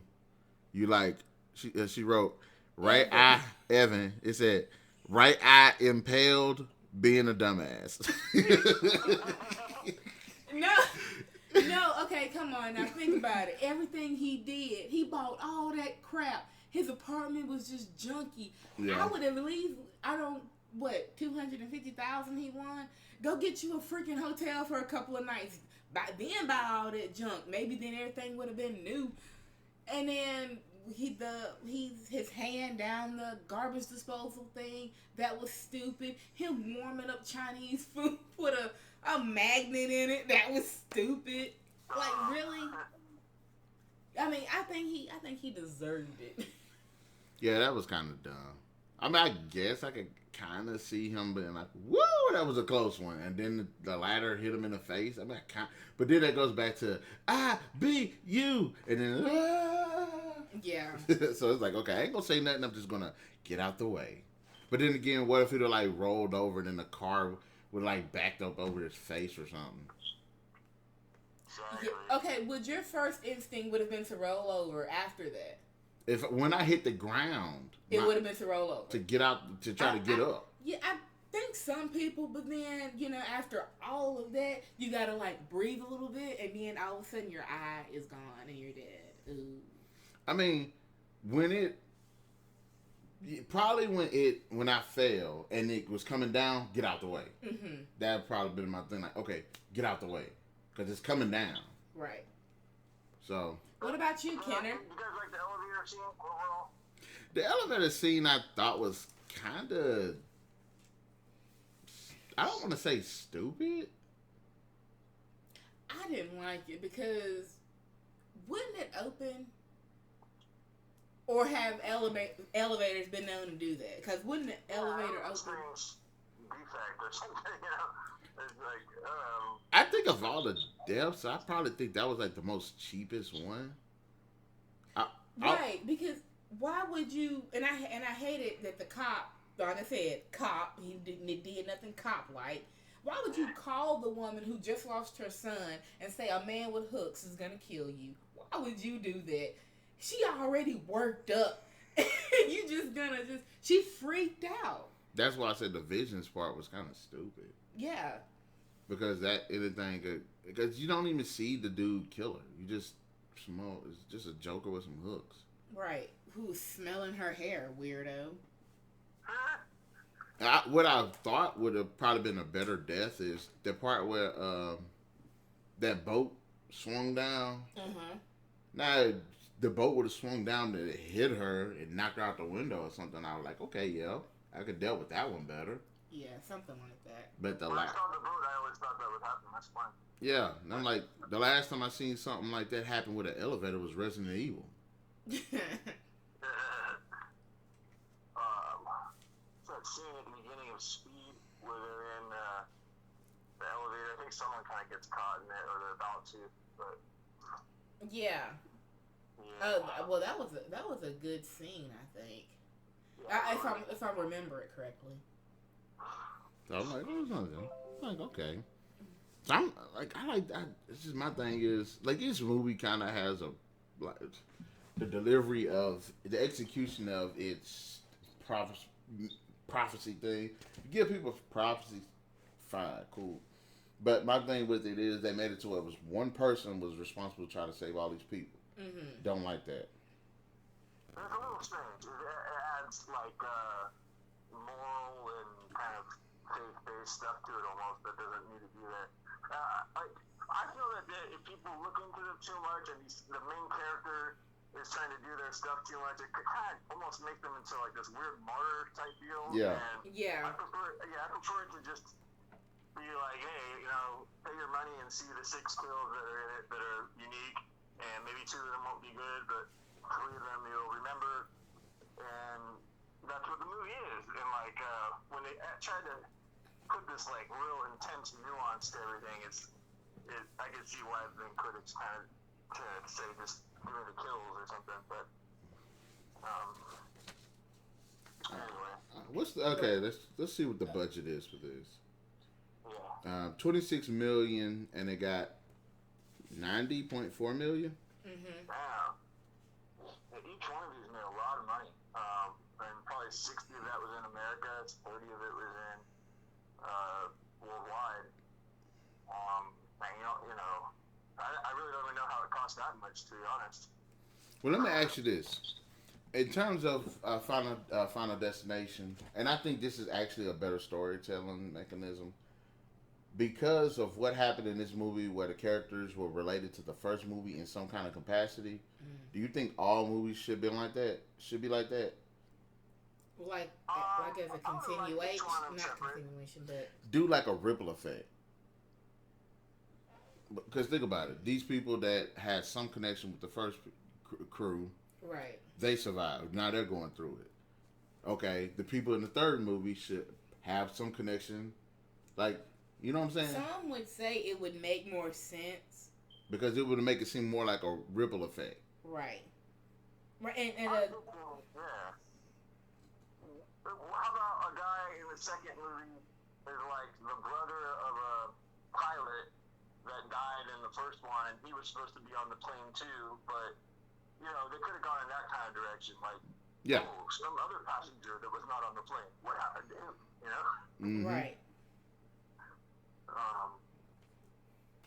But to be honest, after Clear dies or whatever, after that kind of storyline ends, I don't think 3, 4, and 5 have anything to do with it other than Tony Todd, right? Yeah. I don't think it does. Yeah, and Tony Todd's just like whoever, like, could be. Right, I really saw no need for them to bring him back, but hey, whatever. Yeah. I like him in a good role where he's different is, what is that one called? The remake of Night of the Living Dead. Oh, yeah, that one was actually a good movie. That was a good movie with him in it. Yeah, he had like a good performance there. Yeah. I'm trying to think of something. I had just thought about something too. No, I was gonna ask. These names: Kat, Rory, and Eugene and Kimberly. Like you said, they were all connected to the first ones. They in the car and like toward the end, they all mentioned how they were connected. Now, all of their stories seem, plausible. I mean, except for Kimberly's. I didn't like hers. Who's Kimberly? Kimberly's the main character. She's, Eugene said, he was, I forgot what he said. But I know Rory said, he was supposed to be in the building that killed, when they were in Paris, that killed Carter. He was supposed to be in that theater. And, no, hold on, you said who did that? Rory. Who's Rory? The dude, the drughead dude. Wait, I thought the cop was the guy that was at that theater because he said no. The cop was cleaning up Carter. No, Billy. Who's Billy? From the train. The dude that got decapitated, his head. I don't know. I need to read that up. I think I'm right, but go ahead. Continue. No, the cop was supposed to be somewhere, and he got called in because he was at the train place where Billy just got killed. Rory was that dude. He said he was in Paris, and he was supposed to go to a theater that just collapsed, killing Carter. I bet you I'm right. Bet you $10. Anyway. I'm gonna rewatch that. I've never really processed what you're saying. It's interesting. So like you said, it's really more connection than. Yeah, those first two movies are pretty connected then. Yeah, and it doesn't say it. Yeah, and but because I'm right, and Kimberly, she said that her connection was she was watching Seinfeld. No, she was watching a news report of the people that got killed on Flight 180 in the first one. And she was supposed to get killed with her mom, I guess, because her mom got killed and some dudes were trying to rob her car and she got shot. So she was like, that was her connection. I'm like, okay, but I think I like the other's connection more to the first one than hers. Because, okay, you got caught up watching a news program about the flight that just blew up. Yeah, so. Yeah, that's not really a connection. Here you go. They realize they have all cheated death prior to Route 23 incident. You do. That means they all cheated death twice. Yeah. That's what I was just saying, sweetheart. I don't know. Have you guys cheated death? You know? I guess I have. I mean, there's a couple of close calls. Yeah, I'm 39, so it has to have happened, I'm sure. Yeah. Woo! I done had a couple close calls. Scary deal. Yeah. He don't need to come collect no time soon. No, it's weird stuff. But David Ellis, all these people, I really hope. I mean, what do you guys think? Can they just start CGI movies together? I know people can't act and they can't spread stuff around with each other, but just make a Final Destination all CGI, all the people in separate rooms, and a bunch of green screen. I don't know. Movies are going to be hard to do, but I sure do like the concept of this horror series, and these two movies are pretty. The first two movies stick to it pretty well. I'm gonna give the series credit. It doesn't really deviate all that much. You know, it doesn't really take some new turn. And we'll talk about the future ones, or the other ones later. But they don't all really change all that much. So. You know what I think about this series is this, and I'll give it credit. It's one of the few series that have been long-standing, but don't get terrible. That doesn't get bad like crap as it keeps going. To me, pretty much the movies, they're all about equal. I don't think one's worse than the other. I don't think one's better than the other because they do some do some pretty cool things. Some don't, but what they do kind of balances it out better. Well, they have the kills to thank mainly for that. Oh yeah, it's a very kill-centric. Without it, it would be some like independent drama or something about death. I don't know. But yeah, really, I don't know. Who's your of the first two movies? Who do you think's like the MVP? Like who you like of all the characters besides death? If it ain't Tony Todd, which I know somebody's gonna say it, Tony Todd, it of course is probably gonna be Clear. If it ain't Clear, then like I said, I like the drug dude. Yeah, drug dude. Right. Yeah. I think he was. I mean, he gave me a chuckle when he was doing that thing with his mouth and that pouring paraphernalia and all that. He kind of reminds me of Will Turner from Pirates of the Caribbean. Like, what do y'all think about the casting? Doing well. I hope they're doing okay nowadays. I've definitely not seen a lot of these smaller actors or anything. So yeah. Aside from Keegan Connor Tracy, she's probably like the only one I've seen do anything late. Last movie I seen her in was in Dead Rising. The zombie that's based on the game. She was in that movie. Okay. Yeah, I've seen that movie. I gotta remember that. She was like the reporter, I think. Okay. Yeah, that's so weird. Yeah, I know you're talking about. Okay. And plus, she was in Once Upon a Time, so she's been in a couple of things. Well, I mean, besides Ali Larter, I really could not place any of these people. When I looked, I couldn't even find James Kirk. When I looked up James Kirk, James T. Kirk from Star Trek popped up. I'm like, really? Yeah, I had to find him. I had to put James Kirk from Final Destination. I wonder if we were like living in Canada and watching a lot of TV up there, if we would know all these people. Because it seems like they have a lot of Canadian stuff. But anyway. I mean, some of these people have been in a lot of stuff, but just don't know what they've been in. Yeah, so true. That Linda Boyd, I know she's been in a lot, but none I have actually recognized. Except they say she played in the 2006 Fast and Furious Tokyo Drift. I don't know. And Miss Boswell, I don't know. Who remembers anybody in Tokyo Drift? Right. I know that little Asian chick. Oh my god, yeah, I know who this lady is now that I'm looking at her. Yeah, it's like you really, once you click on them, they look a little more familiar. I'm not gonna lie that Keegan Connor Tracy has the beadiest eyes. Like, her eyes look straight black. If you're not an actor and you have that name, can you, like, yeah, like, Keegan Connor Tracy, I don't know, it's such an actor name.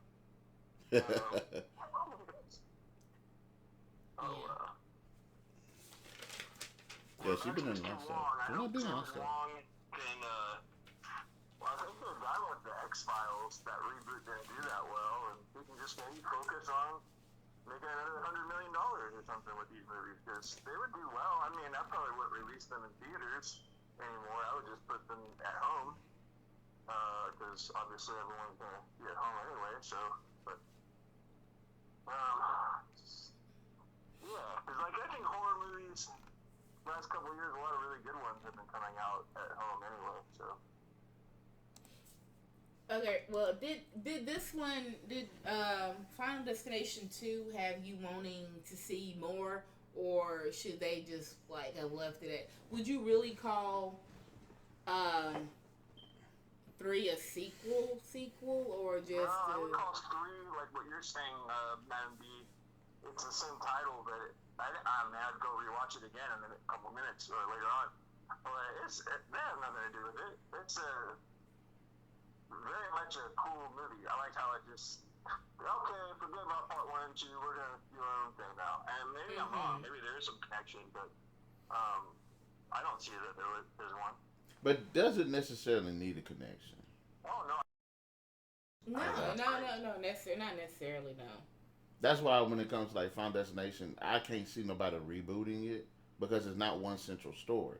So how can you every movie is basically a standalone. Right, it's like, that's what I'm saying, like, did you want to see another one after you saw 2? Like, I wonder if they're going to make a 3rd one.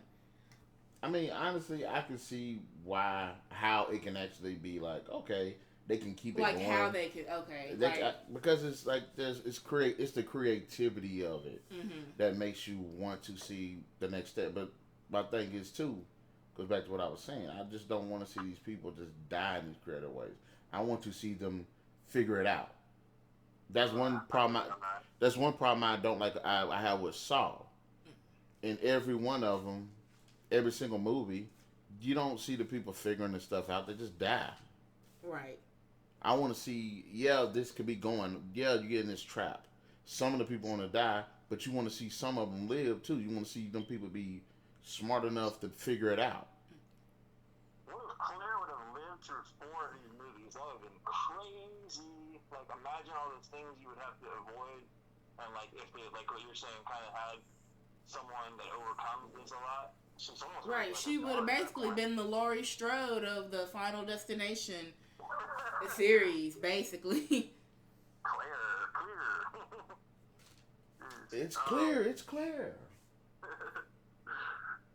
What would you say there's a, like, between 1 and 2, what would, like, the supernatural aspect? Like, more in 1 or more in 2, or? It's in both, but they actually give you not a physical form of it, but they give you some type of form to make it seem like there's an entity, not necessarily doing it, but there. In the first one. That's why I say, like, I would have liked to seen that same entity.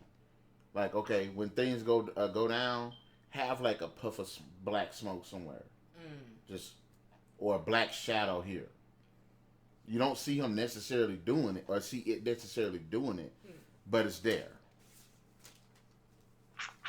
Yeah. So that's one thing like I said, that's one thing I will say the first one has that I really enjoyed and wish they could have stuck with. And it's a cool way to showing that death is there without necessarily showing it. Yeah, I would love that. I would like that.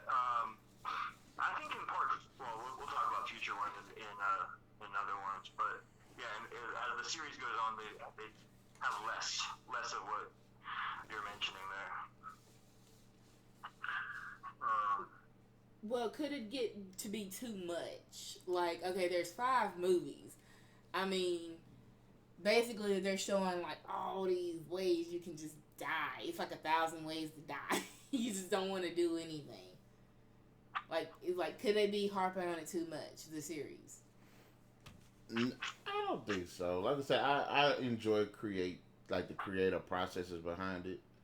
It's just not necessarily. My thing is, again, not necessarily. I want to see the people get killed. I want to see them try to. It's like the horrific aspect behind the aspect behind the series is this stuff could possibly happen. Mm-hmm. It's like plausible stuff, but when you watch a movie like this and you see them figuring it out, it makes you feel like I can cheat death in a certain sense. Because you want if you had good characters, you want them to succeed. So you want them to beat death. You want them to get out the cycle. You just don't. But if it's characters you don't care about, of course you're like, okay, they can just die. Yeah, I had that feeling. I agree they're really poorly. I mean, well, not like the most poor characters compared to other movies. These characters are like compared to Escape Room. These characters are like Shakespearean characters. You know? Yeah. Like, I couldn't stand Escape Room. They're all really bad characters and cynically written.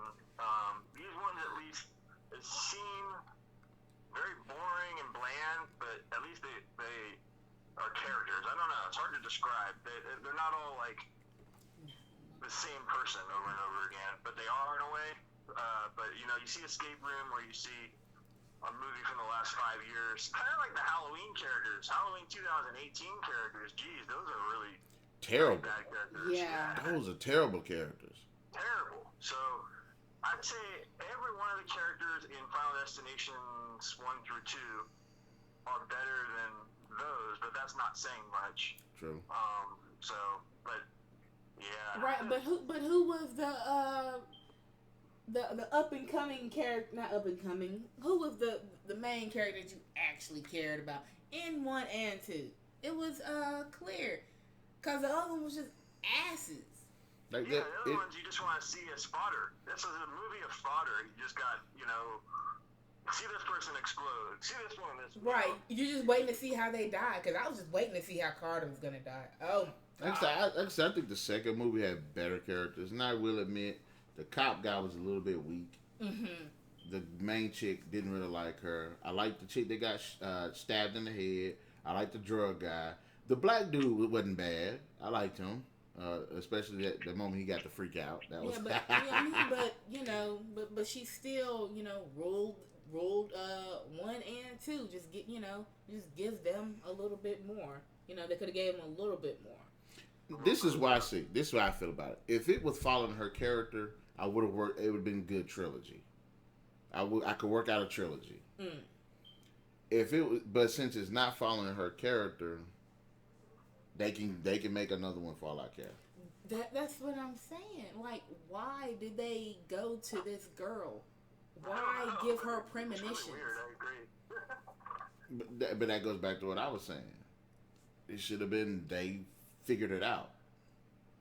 They figured it out. Because, you know what I'm saying, if you see some cars crashing in front of you, it's two things you're going to do. You're either going to hit the brakes or you're going to swerve out the way.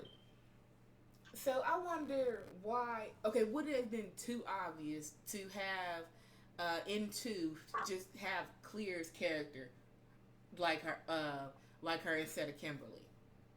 Mm-mm. Because was she of the physical connection she felt to Alex? She thinks that she can. You forgot the quotations. The physical connection she felt to Alex. Now she thinks that she can actually pinpoint death. And so Kimberly, I guess, no, not Kimberly. Kimberly is nowhere in here. Why do I keep saying Kimberly? It's Clear that's doing all this with a new group of people. Made it like that because this girl was having premonitions. Why? Like real life premonitions. Or if you don't have premonitions, do that thing where you have you remember I told you sometimes, Kenner, I was going to work, right? Mm. Yeah. And the train pulled up. The things came down. I was like, dang, I'm going to turn around and hit a block and go around the train. But and the train was coming slow. But I said, wait, hold on a minute. Something told me, no, just sit there and wait, man. So what happened? When the train actually showed, because I wasn't there but like a minute, it was just the first two cars. Yeah. So I was like, okay, where would I would have felt stupid if I'd have drove all the way around, hit like a block, this big old block that's like half a mile, only to find out that it was only just two cars on the train. Okay, so gut feeling. If it was that, I think that probably would have worked out a little bit better. Because people have, people have instincts, and sometimes when something don't feel right, you're like, something don't feel right. Maybe we shouldn't go that way. Yeah, I think I would have rather have them had gut feeling to where maybe it physically made them sick to where Alex had to get off the plane, and people was and people came up behind him to see was he okay. Like, oh man, something ain't right. I don't feel right. He just got sick. Yeah. Yeah, like, man, I have to get off this plane. Something's not right. Don't you touch me. Don't you touch me. Right, something like that. Instead of a vision. Or what if that girl had the same feeling, freaked out, but didn't pull out on the road? While she was freaking out, they were trying to calm her down and everything, and then all this stuff happened. It would have been interesting if they both were sitting together and processing different signals and processing different things that didn't seem right and talking it out together and then being like, oh, let's get off the plane. But as I'm saying that, it's kind of absurd too, because why would someone come up with that theory to leave the plane? It's so... Yeah, on the plane. That's why when I tried to make that example earlier, I was like, the plane I can't really defend. The highway one is about the most relatable one. Right, because why would you look at all this on the plane? You're finna go to Paris. You're finna have a good time. Why are you pinpointing everything that you find wrong with the plane? And then there's a lot of things. Yeah, there's a lot of things about a plane that I don't know. Right. Like maybe this is supposed to be there. This odd looking pipe sticking up out of the floor. Yeah. So I think if the movies were to focus more on gut feelings and visions, it would have that would have made it feel a little bit more realistic. It would, yeah. So what is your rating for Final Destination 2? I think I give part 2 3 stars as well, 3 out of 5. I can see. I kind of want to say I want to give it like a 4 out of 5, mainly because the characters were a little bit more likable and the storytelling was a little bit better to me, especially going back toward it connecting to the first movie. Yeah, I did like how they made it connect. But I did not like the visions part. Right, and seeing how the visions were a big part of the movie, my rating would probably be a 3 out of 5. You know what? I was gonna say it for, but I'm gonna go ahead and put that at a 3 too. Because if it wasn't for the visions, I think it would have been better storytelling. And plus, the girl got every time she said something about a vision. Like, it'd been nice to see if, aside from the initial vision, when at least she would like 50% ratio. Right, everybody was relying on her visions. So it's like clear when she first had one, they were like, "What did you see? What did you see?" Like, you have to think about what you saw. Like, you're relying on her visions. So, and then again, every single time she had a vision, it ain't like she prevented anybody's death. Right. It'd be nice if, like, okay, she prevented somebody's death with one vision, somebody died the next vision. She prevented another death, somebody else died. She was throwing it out of whack or something. That's interesting. That's a good movie. That would be a good one, like, independent of this. Yeah. And I was like, and then that would have also kept us guessing as to who was going to die because she would have foiled it twice. Right. Just keep knocking it out of whack, like you said. Like I said, it'd be different if she would have at least accomplished, say, 1 or 2 of her missions, of the visions, but she didn't. Every vision that she had, somebody died. Right, and because like halfway during both movies, 1 and 2, there wasn't a panic. Like I don't know what's happening to me. All I know is I gotta do this, but I'm doing it in the worst way possible. So that's I agree with y'all. I give it a 3 out of 5. a 3 out of 5. Yeah. So that is Final Destination 1 and 2. Do either one of y'all have any further thoughts concerning these two movies? I like the score, the way the sound is. I like the sound design and the score of these movies. It was quite a lot. I think the score is actually pretty good too. Yeah. The honor to be on this. It's so cool to talk to you guys. Yeah, that and some of the deaths were okay. Were they all CGI? I didn't give two craps about the girl. I mean, I guess it was an interesting way to cheating death, kill yourself. Yeah. I think that's kind of an interesting way of cheating death. If you kill yourself, then you save the line. Yeah. But really wasn't no line left. It was only just 2 people. The 2 people you knew was going to live. I would have more rather her die than the cop lived. Right. Yeah. So. I mean, either way, it's going to come back around. Just like at the end, it came back for that boy. Mm-hmm. That was messed up. It was messed up. His poor thing, he was just there. Wrong place. Mm-hmm. So in terms of Final Destination 1 and 2, I think they're pretty good movies. In fact, since we did already do a ranking, how y'all rank them? Which one is better, 1 or 2? I like 2 so far. And you said you like the first one? I like 2 better too, but yeah. I give them both 3. Maybe I give them this one maybe 3.5. I don't know. Okay, so I say we all agree that it'll be the first one will be the second one, and the second will be the first one. So okay. Yeah. Okay. No doubt. All right then, let's go ahead and close this bad boy out. Then we done had a good conversation. I liked it. Yeah. And awesome. It feels great to talk to you guys, and I love watching them back to back. I might watch all 4 or 5 tonight if I can, or next couple days. But fantastic, and really thank you guys so much. I will appreciate you coming on. Hey everybody, it's my boy Kenner of the BBQ Network. Go check out his YouTube channel. In fact, I'm gonna let you shout yourself out too, man, because I got a bad habit of taking over everything.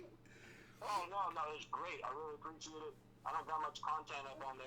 I wasn't able to fix my phone before all this disaster stuff happened. So anyway, I'll talk to you all soon and maybe come on again.